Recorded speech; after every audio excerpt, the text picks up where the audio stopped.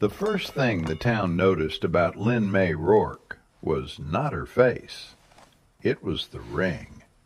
Halfway through the vows, the plain gold band slid over her thin finger, bounced once on the chapel floor, and rolled beneath the front pew. Nobody moved.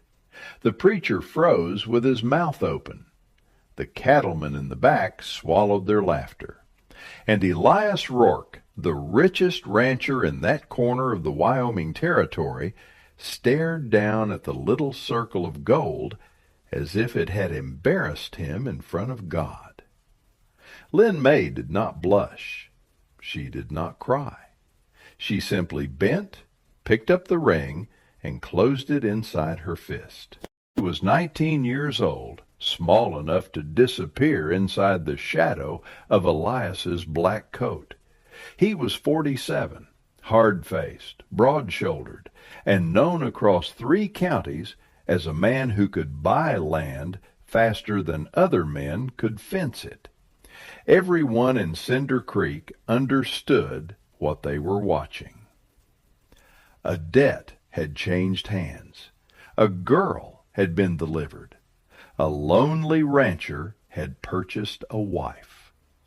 But before the first snow came down, the men who laughed at that fallen ring would be taking orders from the girl who picked it up.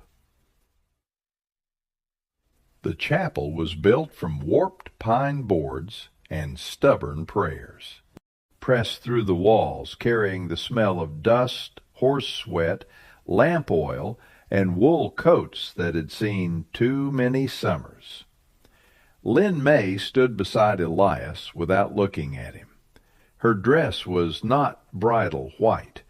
It was a faded plum traveling dress, brushed clean, but creased from 12 days on rail benches, freight wagons, and strangers' rooms. Her black hair was pinned low and plain. Around her wrist was a narrow red thread, the only color on her body that looked as if it belonged to her. She had been brought to the altar by Mr. Calder, a freight agent from Rock Springs, with a sharp smile and softer hands than any honest working man should have had. He kept one gloved palm at her elbow, not gently, not cruelly, just possessively enough for the women in the pews to notice. Elias noticed too. He said nothing. Elias Rourke had not asked for romance. He had asked Calder to find him a wife who could keep a house, obey plain instruction, and make his name stop sounding unfinished when the town said it. He owned 15,000 acres, 3,000 head of cattle, a stone root cellar, a 2-story house, and not one living soul who waited for him at supper. Calder had written from the coast that the girl was quiet, capable, and without family powerful enough to object. That had been enough. Now, seeing her under the chapel light, Elias realized Calder had also sent him someone too young, too thin, and too alone. The preacher cleared his throat and continued. His voice trembled over the words about union and comfort and holy purpose. Lin Mei understood almost none of it. Calder had taught her the only English she needed for the day. When prompted, she whispered, "I do." Elias answered in a voice like a gate closing, "I do." No kiss followed. He bent for the ring only after she opened her hand and offered it to him. This time he did not try to force it onto her finger. He slid it onto her thumb where it still hung loose. That was when a man in the back snorted. Lin Mei turned her head, not quickly, not like a frightened girl, slowly. Her eyes found him, held him, and passed over him as if she had measured exactly how little he mattered.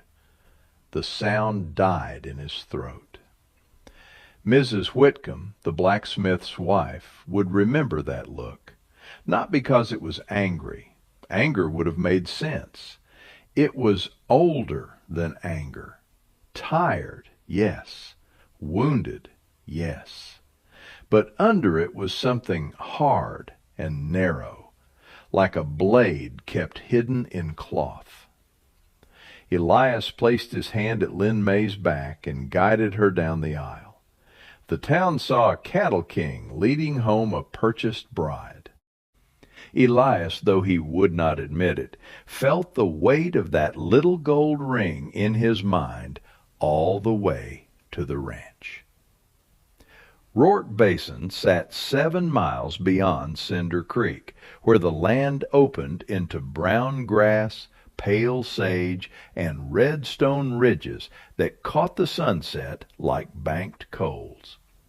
The ranch house stood above a creek bend, large, square, and practical, with a porch wide enough for 3 men to stand guard and windows small enough to survive a winter storm. A horseman rode out from the barn as the wagon approached. Silas Voss, Elias's foreman, was all rawhide and suspicion. His beard was dust-colored. His eyes were small, pale, and quick. He looked at Lin Mei the way a man looks at a tool he doubts will hold. "This her?" he asked. Elias climbed down. "This is my wife." Silas's mouth twitched. "Didn't know wives came that size." Elias's face did not change. "Now you do." Silas spat into the dust, close enough to Lin Mei's boot that the meaning was clear. Lin Mei looked at the wet mark, then at Silas, then past him to the barns, corrals, stacked hay, and crowded pens. She took in the ranch in silence. That silence made the men uneasy. The house made her feel smaller than the chapel had. It was a place built by men who knew how to roof a room, but not how to soften one. Dust lay on picture frames. Old coffee had stained the kitchen shelf. Flour sacks sagged open in the pantry. A rifle leaned in the corner beside a cracked umbrella. Everywhere there was usefulness, and nowhere was there care. Elias carried her trunk upstairs himself. The room he gave her had a narrow bed, a washstand, and a window facing the creek. On clear mornings she could see cattle moving like dark seeds across the far slope. "This is yours," he said. Lin Mei stood in the center of the room with her hands folded around the loose ring. Elias waited for an answer he knew she could not give. "There is food in the pantry," he added. "I eat after sundown." Then he left her with the door open. Felt too much like locking a cell. For 2 weeks, Lin Mei learned the house by touch. She learned which floorboard complained outside Elias's study, which pump handle stuck, which shelf held mice droppings, which kettle leaked, and which window had to be wedged with folded cloth to keep night wind from moaning through the room. She did not ask for anything. At dawn, she swept. At noon, she boiled linens in lye water. In the afternoon, she mended shirts, scrubbed pans, and sorted the pantry into a system Elias could not understand, but immediately benefited from. At supper, she placed food before him, then carried her own plate to the kitchen. Were plain at first: beans, bacon, biscuits, coffee strong enough to float a nail. Then small changes began. A handful of dried orange peel in the stew, wild onion in the beans, bread that rose properly, tea that made Elias's headaches disappear before he noticed they had loosened. He never praised her, but he stopped leaving food on the plate. Silas and the hands took longer to change. When Lin Mei crossed the yard for kindling or eggs, conversation broke apart. Men looked away with crooked grins. They called her China Bride, Porcelain Mouse, Calder's Bargain. They assumed she did not understand. They were wrong. She understood tone before she understood words. Understood where men placed their eyes. She understood the difference between curiosity and contempt. And she understood animals. That was the first thing on the ranch that seemed to understand her back. One afternoon, while carrying kitchen scraps to the pigs, Lin Mei stopped beside the calf pen. The youngest calves had been separated near the trough, 6 of them lying too still in the heat. One trembled with its legs tucked under its belly. Another had white foam dried at the corners of its mouth. Silas stood nearby with 2 hands, arguing over whether the sickness was bad milk, bad luck, or weather. By evening, 1 calf was dead. By morning, 3 more had stopped nursing. Elias rode back from the South Range and found Silas pouring whiskey into a calf's mouth while another man held its head. The calf coughed, kicked weakly, and collapsed. "What have you tried?" Elias asked. "Oil, salt, whiskey, a burn on the ear, like old man Bell swore by. Nothing's catching." Elias looked at the pen. A cattleman could survive a broken fence. He could survive a bad market. But sickness in young stock moved like fire in dry grass. 20 calves dead became 50. 50 became a ruined season. Lin Mei had been watching from the wash line. She walked toward the pen with a basket of wet sheets still balanced on her hip. Silas saw her first. "This ain't a kitchen matter." She kept walking. "I said this ain't for you." Lin Mei stopped at the fence. She did not look at Silas. She looked at the trough. The boards beneath it were dark with water. A slow leak had soaked the soil until a patch of tall green stems had pushed up in the only damp place in the yard.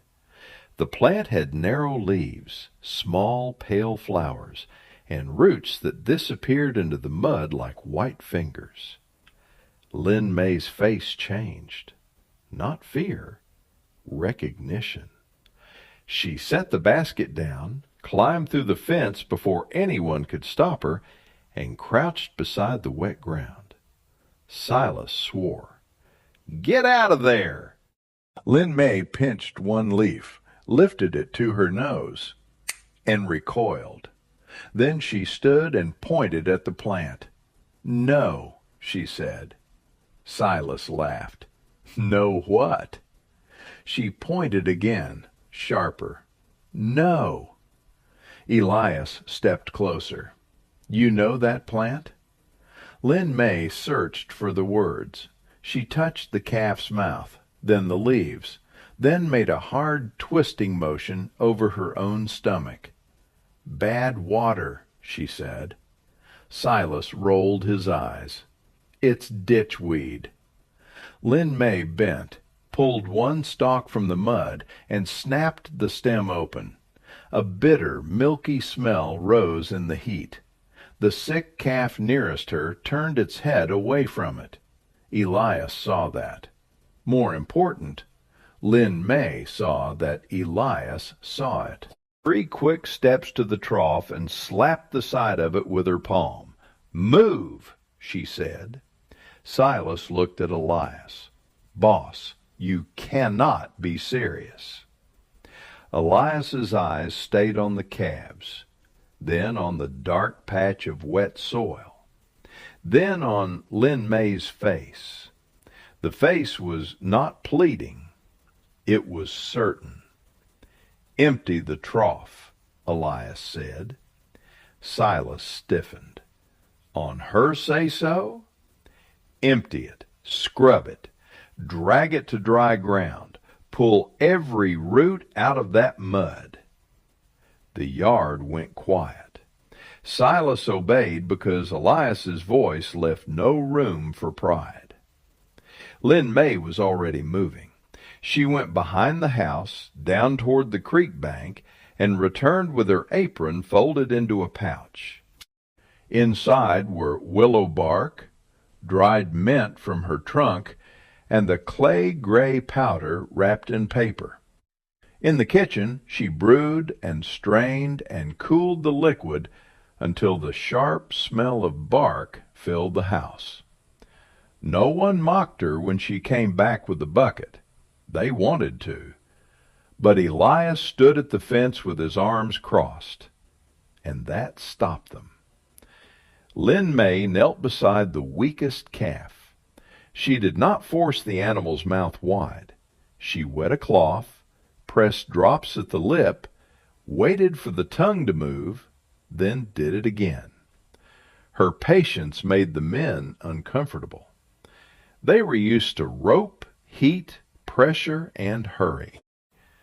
She worked as if saving a life required listening to it. For 2 hours she moved from calf to calf.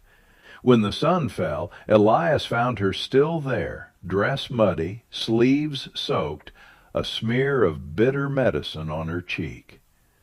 "You can stop," he said. Lin Mei shook her head.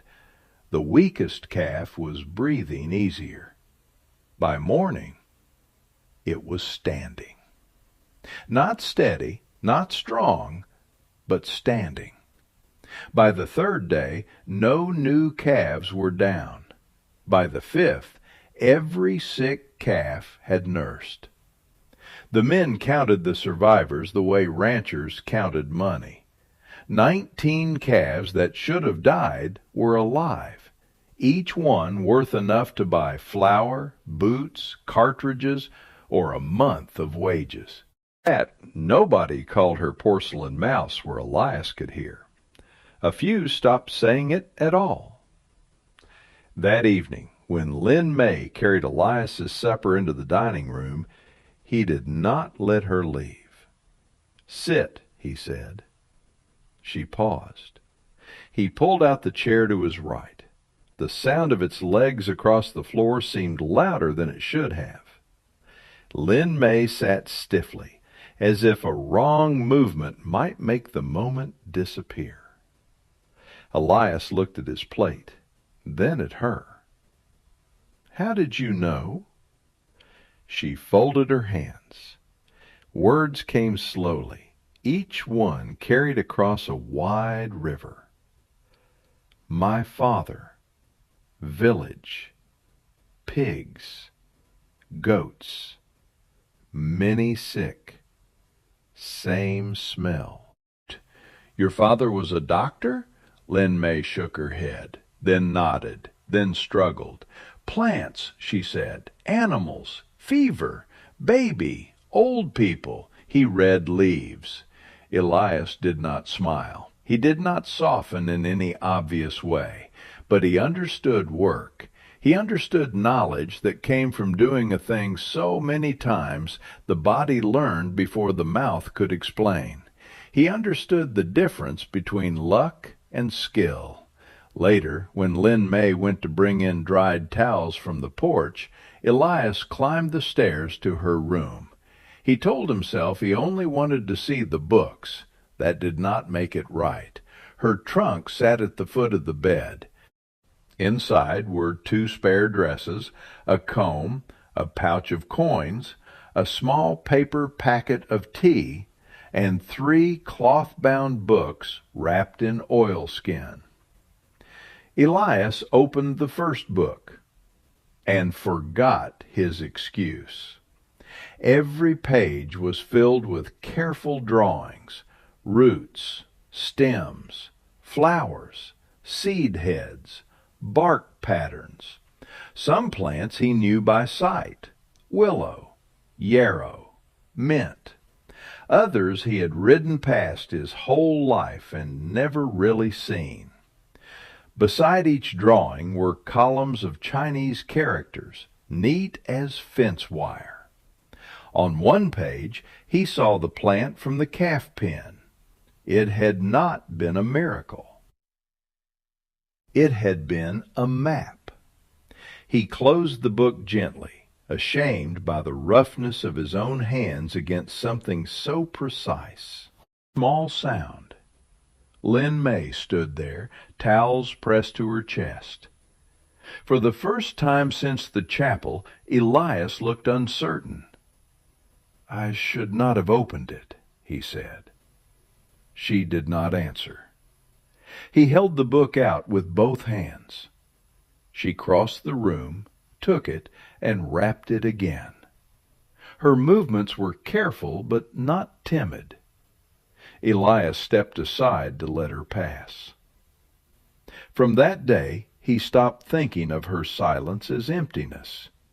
Silence could be a wall. It could also be a locked room full of things a man had not earned the right to see.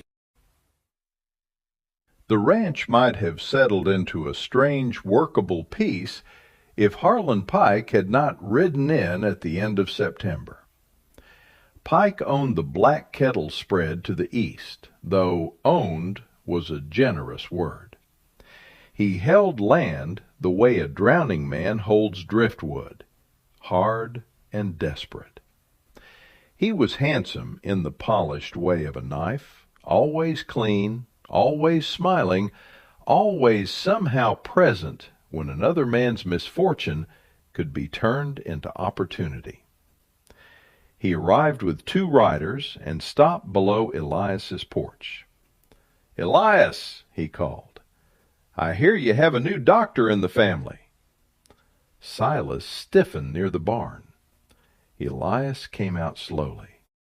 "State your business." Pike's gaze slid to Lin Mei, who stood just inside the kitchen door. His smile widened by a fraction. "Business is water." Elias's expression did not change, but everyone in the yard felt the temperature drop. Pike drew a folded paper from his coat. "Hendry's spring is mine as of Monday. Deed recorded in Cheyenne. Since that spring feeds your East Creek, I thought it neighborly to discuss terms before my men closed the fence." Hendry's spring was not large. It did not look important to anyone who did not count grass by the acre and cattle by the mouth. But in dry months, that spring kept Elias's east pasture alive. Nearly 1,200 cattle would have to be driven early into winter ground. Hay would run short. Weight would drop. Buyers would pay less.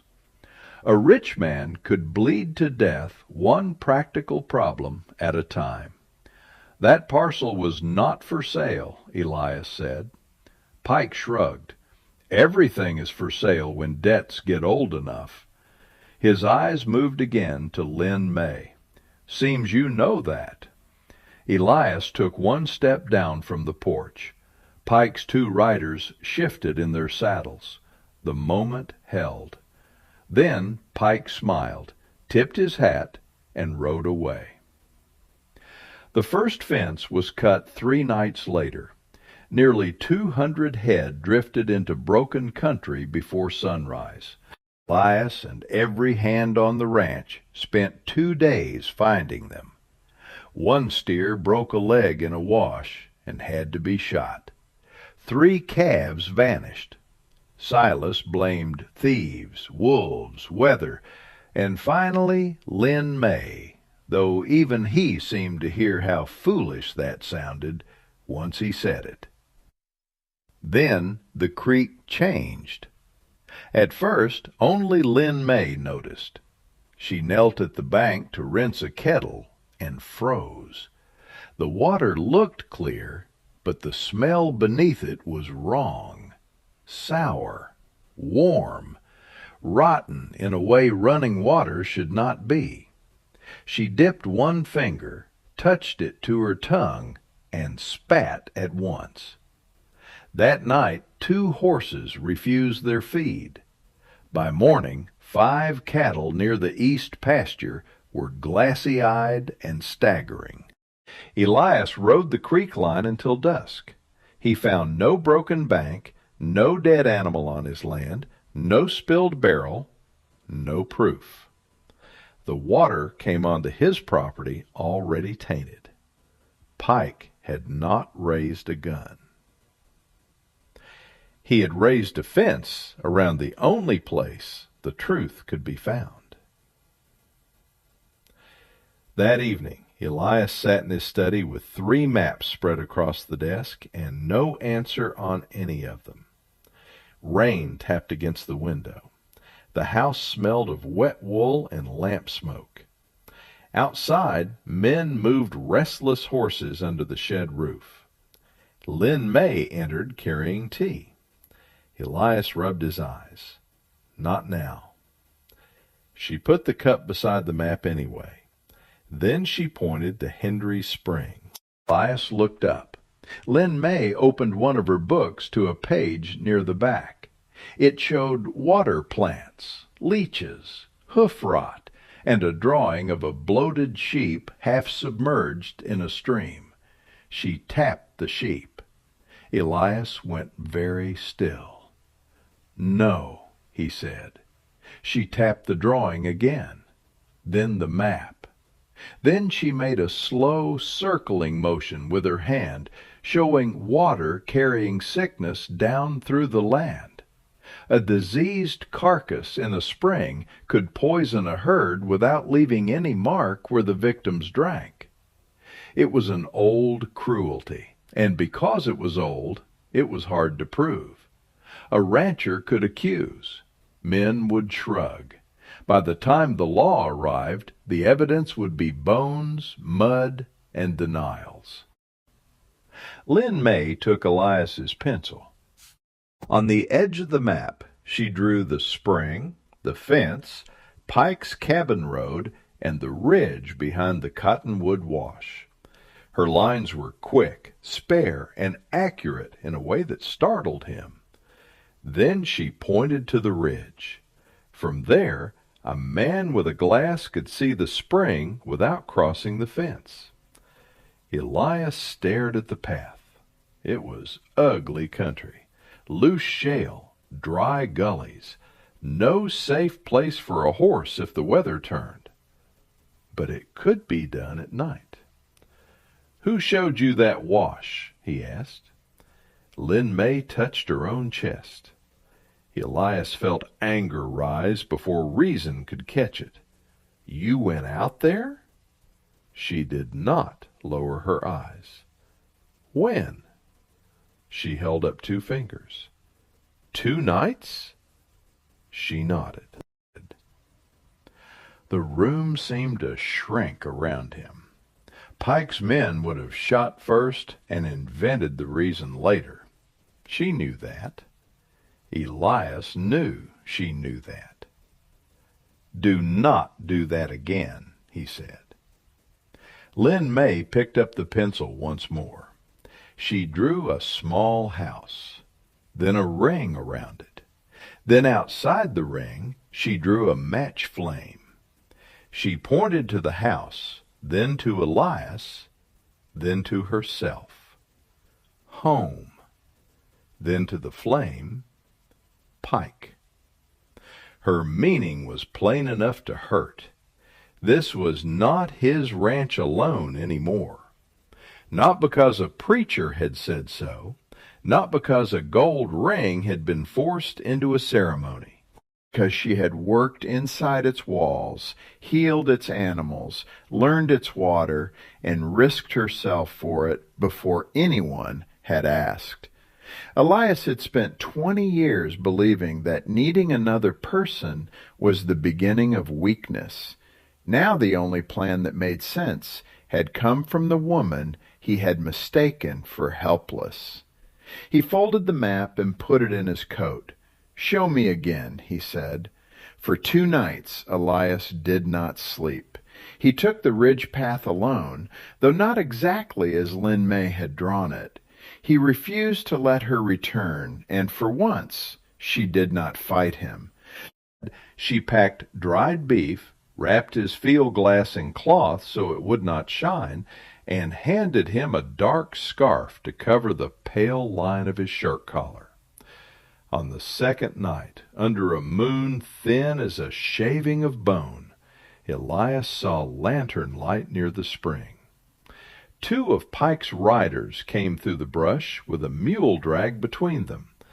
On it lay a dead ewe, swollen and stiff. They cursed the weight, laughed about Rourke's cattle drinking themselves sick, and rolled the carcass into the water. Elias watched until they left. Then he waited longer. Only when dawn paled the east did he ride, not home, but straight to Cinder Creek. By noon, Mrs. Whitcomb had seen him pass the blacksmith shop at a gallop. By sundown, Elias was on the road to Cheyenne, with Lin Mei's drawing folded inside his coat and Pike's own words from the spring written down in a ledger book. He did not go looking for a gunfight. That was what Pike expected. Elias went looking for paper. Harlan Pike's weakness was not his cruelty. Cruel men survive every day. His weakness was debt.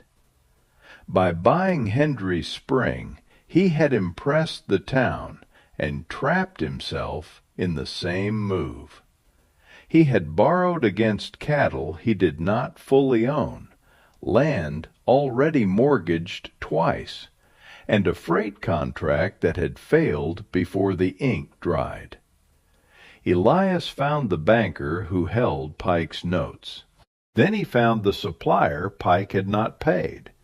Then he found the man who had sold him the spring parcel on credit. By the time Elias returned, he owned enough of Harlan Pike's future to close his hand around it. The public scandal did the rest. No jury was needed to understand men dumping a carcass into a water source. No rancher in the territory wanted that practice tolerated. Pike denied it until one of his riders, offered a lighter charge and a train ticket east, told the truth before 3 witnesses. Pike left Cinder Creek before the first hard freeze. His spread did not burn. No blood was spilled in the street. Land passed into Elias's control through signatures, liens, and the quiet violence of unpaid debt. It was a colder victory than revenge, and more complete. Winter came early that year. Snow gathered in the coulees and softened the red ridges. The creek ran clear again. The cattle went into the cold months heavier than expected because the east pasture had held longer than any man had hoped.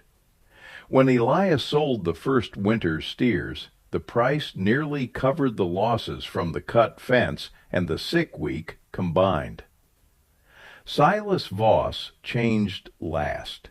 He did not apologize. Men like Silas often mistaken apologies for surrender.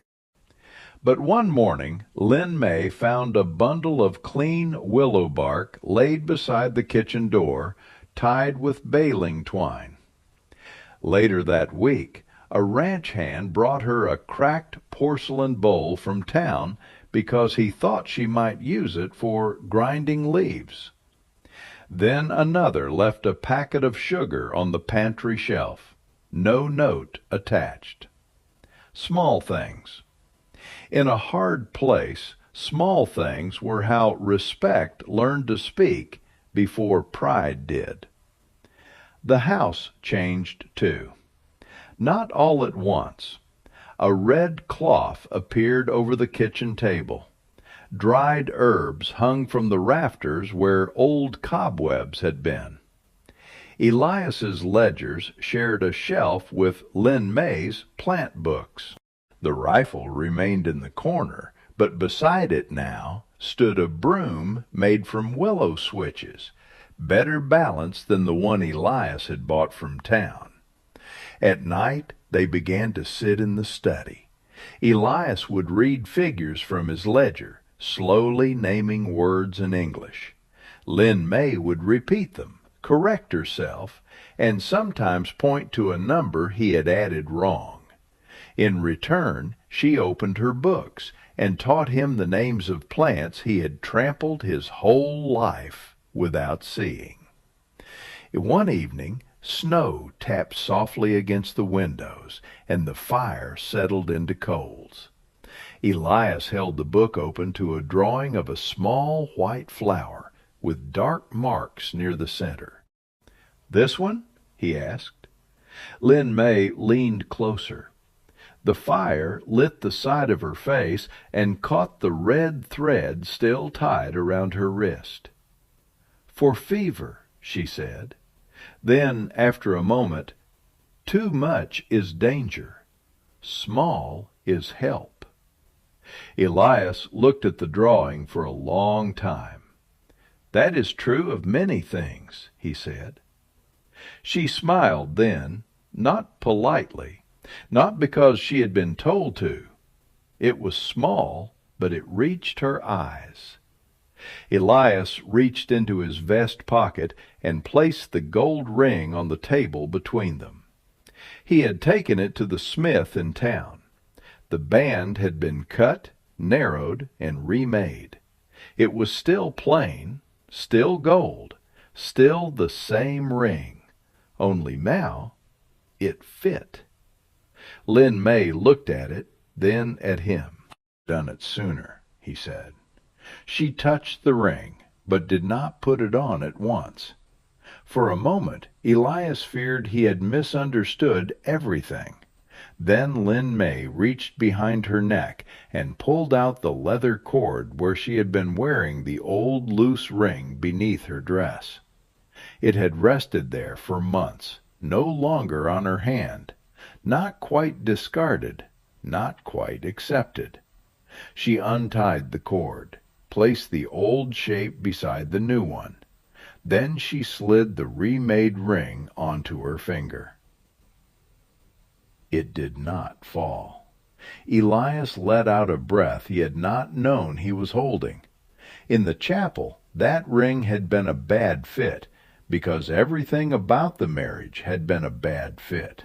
A bargain made by men, a silence mistaken for consent, a woman brought into a house as if she were an answer to a domestic inconvenience. But rings are not bonds, neither are vows, if no respect follows them. The real bond had been made in smaller, harder places, in a calf pen that smelled of poison, on a map drawn by lamplight, on a ridge above a stolen spring, in the long winter evenings where two people learned, word by word, how to be less alone. Elias Rourke had built a cattle empire with fences, contracts, and stubbornness. He knew how to claim land, command men, and survive weather that killed the careless. The woman he had been told was powerless taught him the thing he had never learned from land. A home is not something a man owns.